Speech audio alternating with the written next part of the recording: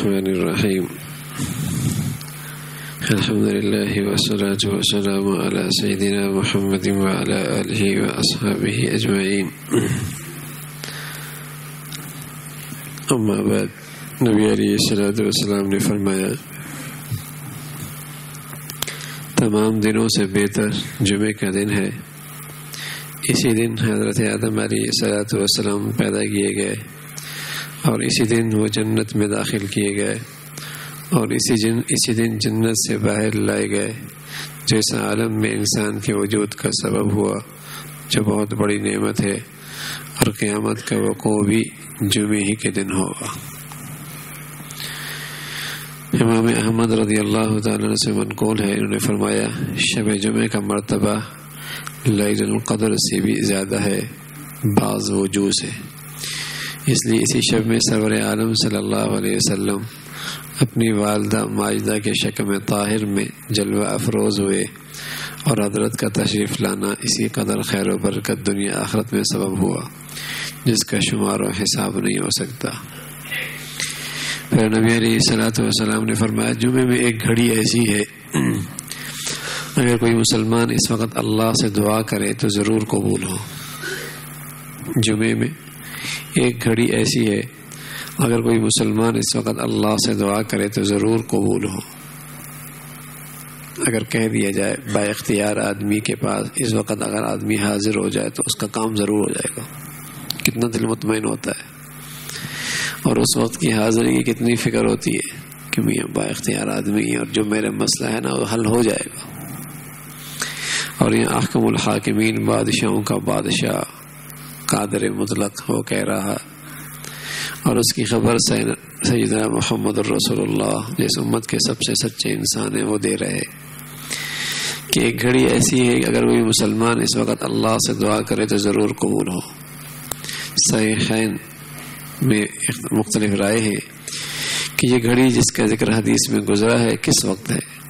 شیخ عبدالحق محدث دہلوی نے اس میں مختلف قول نقل کی ہے، مگر ان سب میں دو قولوں کو ترجیح دی ہے. ایک یہ کہ وہ گھڑی خطبہ پڑھنے کے وقت سے نماز کے ختم ہونے تک ہے، خطبہ پڑھنے سے لے کر نماز کے ختم ہونے تک وہ گھڑی ہے. دوسری کہ وہ گھڑی اخیر دن میں ہے. اس دوسرے قول کی ایک جماعت کثیر نے اس بات کو اختیار کیا ہے، اور بہت ساری احادیث صحیحہ بھی اس کی تائید میں ہے کہ جمعہ کی آخری گھڑیاں عصر سے لے کر مغرب تک یہ بہت ہی مبارک ہے. شیخ دہلوی فرماتے ہیں کہ روایت صحیح ہے کہ فاطمہ رضی اللہ تعالیٰ عنہ جمعے کے دن کسی خادمہ کو حکم دیتی تھی جب جمعے کا دن ختم ہونے لگے تو ان کو خبر کر دے تاکہ وہ اس وقت ذکر اور دعا میں مشغول ہو جائے. یہ وقت خاص قبولیت کا ہوتا ہے. یوں تو پورا جمعہ ہی، لیکن اس جمعے میں پھر جو خطبے کا وقت ہوتا ہے، اس لیے جب دو خطبوں کے درمیان وقفہ ملتا ہے تو ہاتھ اٹھائے بغیر دعائیں کرنی چاہیے. تو عربی خطبہ ہوتا ہے تو درمیان میں امام بیٹھتا ہے، تو جو بیٹھنے کا وقت ہے وہ بھی خاص قبولیت کا وقت ہوتا ہے. ہاتھ اٹھائے بغیر دل ہی دل میں آدمی اللہ سے کچھ مانگ لے. چند منٹ ہوتے، چند سیکنڈ ہوتے ہیں تو اس وقت بھی قبولیت کا وقت ہوتا ہے، اور عصر کے بعد کا وقت بھی. پھر نبی علیہ الصلوۃ والسلام نے فرمایا تمہارے سب دنوں میں جمعہ کا دن افضل ہے. اسی دن سور پھونکا جائے گا. اسی روز کثرت سے مجھ پر درود شریف پڑھا کرو، وہ اسی دن میرے سامنے پیش کیا جاتا ہے.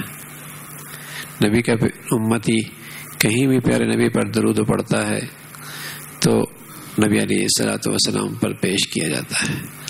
اور جمعے کے دن خاص طور پہ پیارے نبی نے اس کی بڑی فضیلت بتائی ہے. صحابہ رضوان اللہ علیہ مجمعین عرض کیا رسول اللہ آپ پر کیسے پیش کیا جاتا ہے حالانکہ آپ بعد وفات آپ کی ہڈیاں بھی نہ ہوں گی. حضرت فرمایا اللہ نے ہمیشہ کے لیے زمین پر انبیاء علیہ الصلوۃ والسلام کا بدن حرام کر دیا ہے. محفوظ ہوتا ہے نبی کا بدن، شہداء کا بدن. نبی علیہ الصلوۃ والسلام نے فرمایا شاہد سے مراد جمعے کا دن ہے، کوئی دن جمعے سے زیادہ بزرگ نہیں. اس میں ایک گھڑی ایسی ہے کوئی اس میں مسلمان دعا نہیں کرتا مگر یہ کہ اللہ اسے قبول فرماتے ہیں، اور کسی چیز سے پناہ نہیں مانگتا مگر یہ کہ اللہ اس کو اس سے پناہ دیتے ہیں. نبی علیہ الصلوۃ والسلام نے فرمایا جمعے کا دن تمام دنوں کا سردار اور اللہ پاک کے نزدیک سب سے بزرگ ہے، اور عید الفطر اور عید الاضحیٰ سے بھی زیادہ اللہ کے نزدیک اس کی عظمت ہے۔ ابن ماجہ۔ نبی علیہ الصلوۃ والسلام نے فرمایا جو مسلمان جمعے کے دن یا شب جمعہ کو مرتا ہے اللہ تعالیٰ اس کو عذاب قبر سے محفوظ رکھتا ہے۔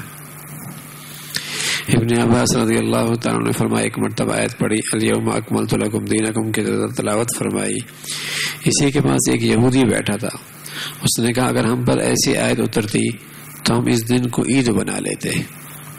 جب یہ خوشخبری اس امت کو ملی کہ آج تمہارا دین تم پر مکمل کر دیا گیا اور اللہ نے اپنی نعمت پوری کر دی، تو یہودی نے یہ آیت سن کر بہت متاثر ہوا، کہنے لگا اگر ہمیں یہ آیت ملتی ہے ہمارے مذہب میں تو ہمارا مذہب اس دن کو خوشی کے طور پہ، عید کے طور پہ مناتا۔ کہنے لگا ابن عباس رضی اللہ عنہ نے فرمایا یہ آیت 2 عیدوں کے دن اتری ہے، ہمیں پتا ہے یہ آیت کب اتری ہے، وہ 2 عیدیں تھیں مسلمانوں کی، ایک وہ عرفہ کا دن تھا اور دوسرا وہ جمعے کا دن تھا، اس دن یہ آیت مسلمانوں کے لیے اتری ہے۔ فرمایا ابن عباس نے فرمایا یہ آیت 2 عیدوں کے دن اتری ہے، جمعے کا دن، عرفہ کا دن، یعنی ہم کو بنانے کی کیا حاجت، اس دن خود ہی 2 عیدیں تھیں۔ پھر نبی علیہ الصلوۃ والسلام نے فرمایا کہ جمعے کی رات روشن رات ہے اور جمعے کا دن روشن دن ہے۔ نبی علیہ الصلوۃ والسلام نے فرمایا ایک جمعے کو ارشاد فرمایا کہ اے مسلمانوں اس دن کو اللہ تعالی نے عید مقرر فرمایا ہے، بس اس دن میں غسل کرو، جس کے پاس خوشبو ہو وہ خوشبو لگائے، مسواک کو اس دن لازم کرو۔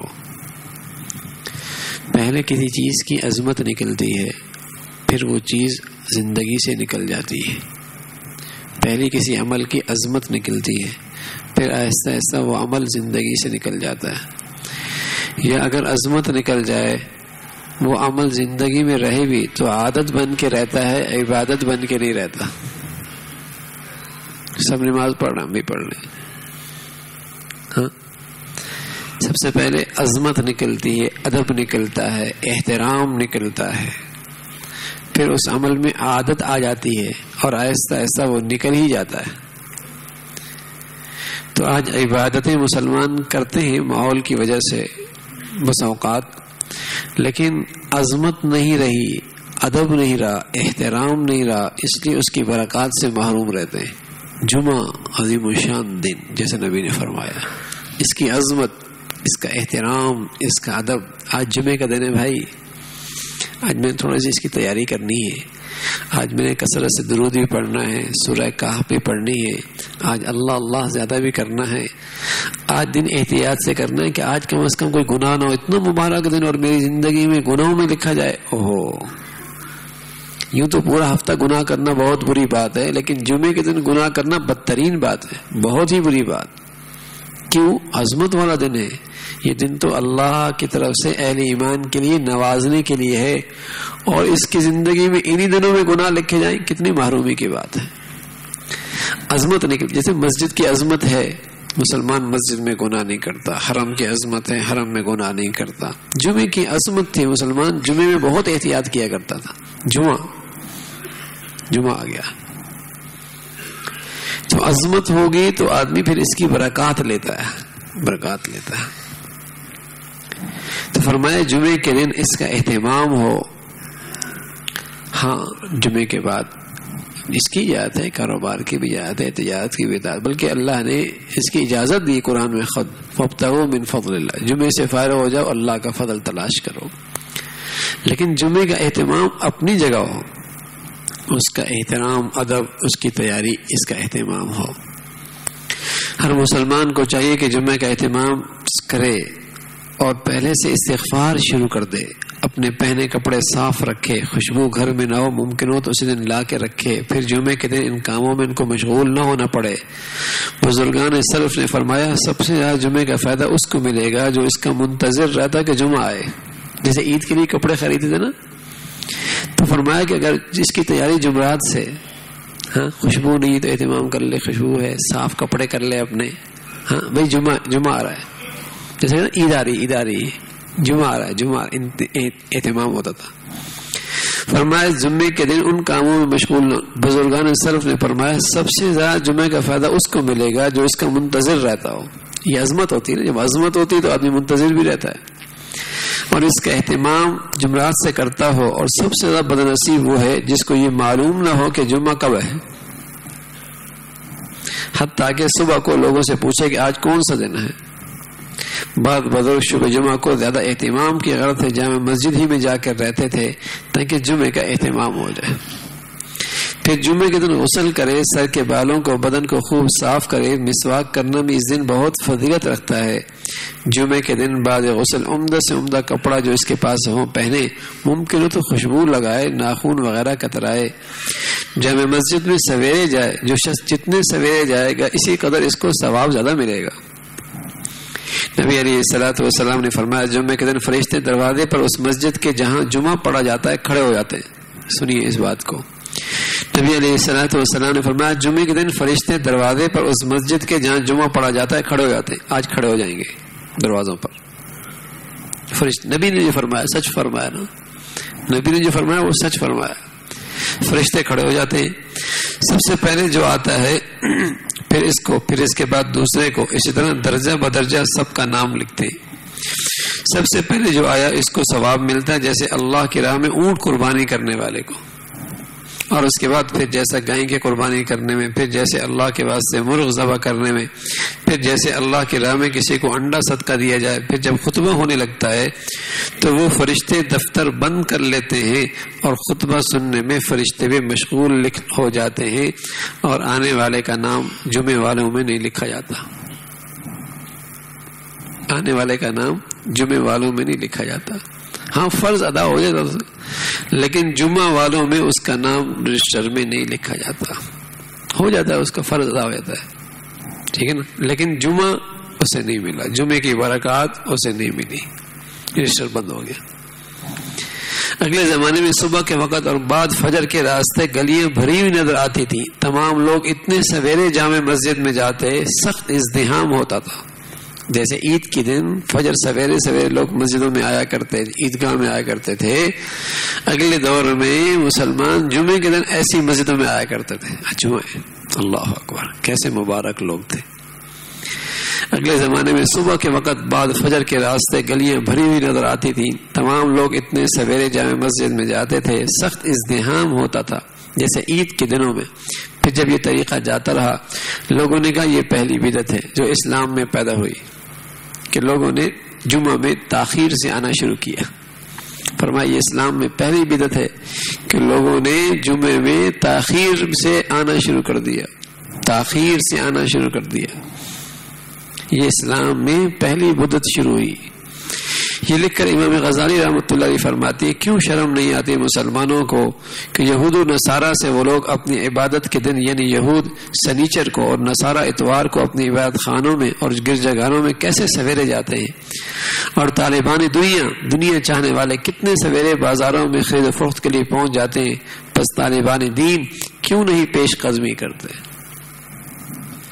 در حقیقت مسلمانوں نے اس زمانے میں اس مبارک دن کو بالکل اس کی قدر گھٹا دی، اس کی عظمت ختم کر دی. تبھی تو جمعے کی چھٹیاں بھی ختم، اہتمام بھی ختم ہو گیا تاکہ مسلمانوں میں بالکل اس کا اہتمام ہی ختم ہو جائے. فرمایا در حقیقت مسلمانوں نے اس زمانے میں اس مبارک دن کی بالکل قدر گھٹا دی. اس لیے ایک ساتھی نے بتایا مجھے کینیڈا کے اندر وہ ایک جگہ جمع ہوا اکٹھا نظر آیا، بہت سارا مجمع نظر آیا اتوار کے دن. کہا کیوں؟ کہ ہم جمعے کی نماز پڑھ رہے ہیں، جمعے کی نماز پڑھ رہے ہیں. تو اتنی عظمت ختم ہوئی اور اتنی ناقدری شروع ہوئی کہ اس کا پتہ ہی نہیں کہ جمعہ ہے کیا، کس دن جمعے کی، اتوار کے دن جمعے کی نماز پڑھی جا رہی.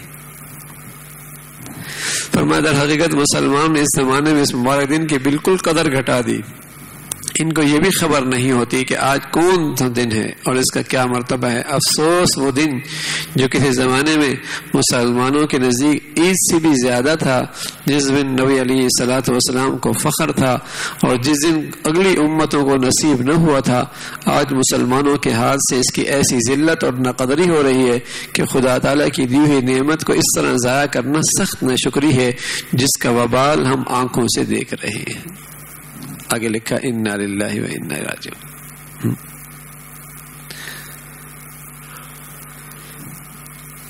جمعے کی نماز کے لیے پیادہ جانے میں ہر قدم پر 1 سال روزے کا ثواب ملتا ہے. 1 سال روزے کا پیادہ چلنے میں مسجد میں جمعے کے دن 1 سال روزے کا ثواب ہر قدم پہ ملتا ہے. نبی علیہ الصلوۃ والسلام نے فرمایا جمعے کے دن فجر کی نماز میں سورہ الف لام میم سجدہ اور حل اتی الانسان پڑھتے تھے جیسے ہم نے الحمدللہ پڑھی نبی کی سنت میں. لیکن جو صورتوں کو جمعے کے دن فجر کی نماز میں پڑھنا مستحب سمجھ کر کبھی کبھی پڑھا کریں, کبھی ترک بھی کر دیا کریں تاکہ لوگ یہ نہ سمجھیں کہ اس کو پڑھنا واجب ہے.